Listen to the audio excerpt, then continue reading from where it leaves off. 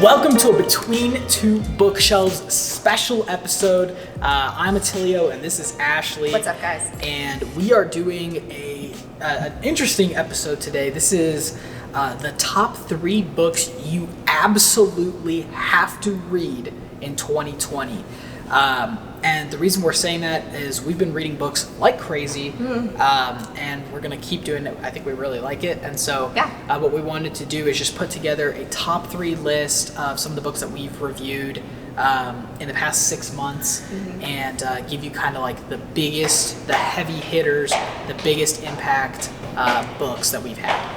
So, Ashley, you want to start us off? Sure. Do we keep going? Yeah. Okay. So, we, like Attilio was saying, we know that so far this year has been super crazy, but to make the most of your year, we really think that you should at least get these 3 books in.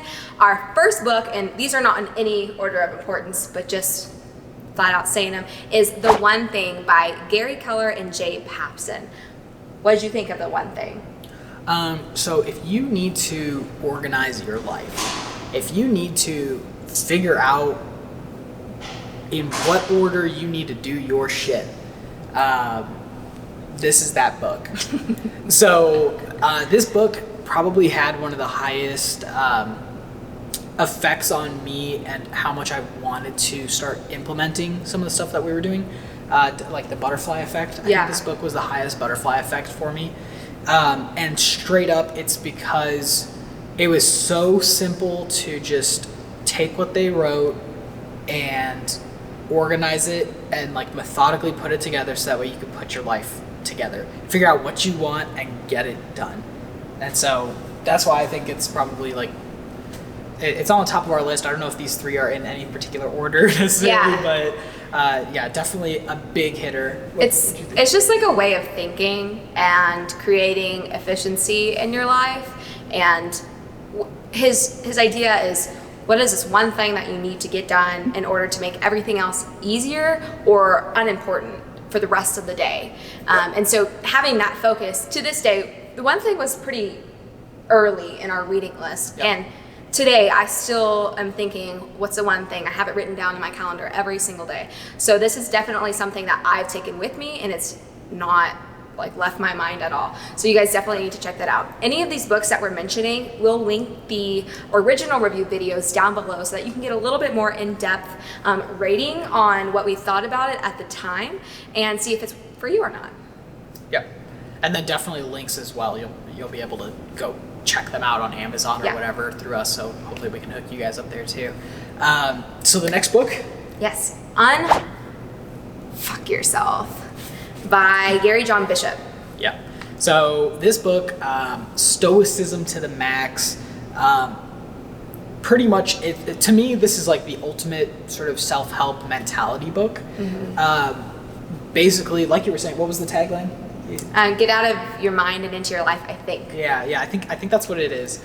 And pretty much that's what it is. I mean, literally, like, are you tired of that couch lifestyle? Are you tired of that, like, just doing the same mundane thing? Are you tired of not chasing what you want to chase? Are you, like, this dude just kind of, like, is the boot camp.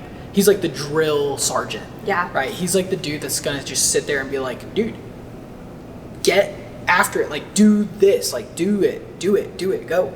And so I think that's definitely, like, the driving force for being on the list.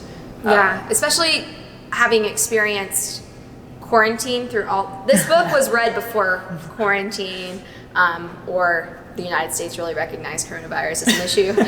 So it was before all of that, but now looking back, it's such a great like tone setter because, you know, it's a great, if you're having issues struggling with quarantine or like motivation or like what the hell do I do now, this is a great book to kind of pep you back up and get you back on your course. Yeah, push the reset button. Yeah. I think. So our last book, and like I said, in no particular order, is it is Dare to Lead by Brene Brown.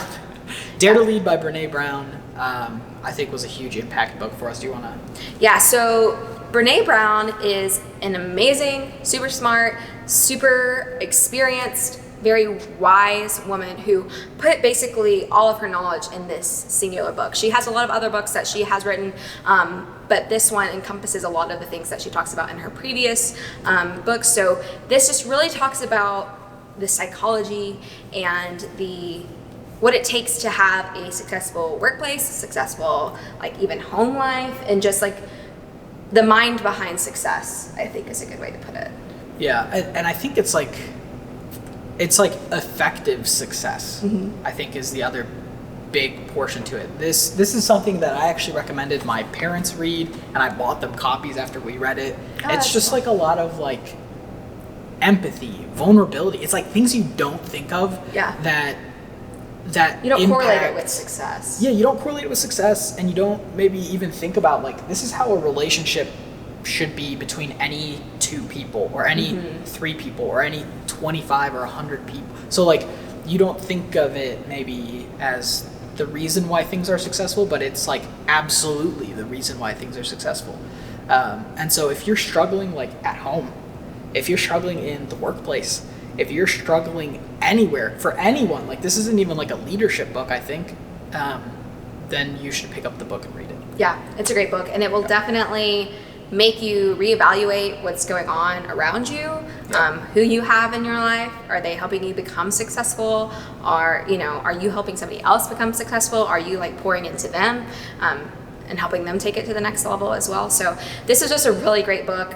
The One Thing, Unfuck Yourself, and Dare to Lead are amazing books. And if you haven't been following along with us, we've read, I believe, 9 books so far this year.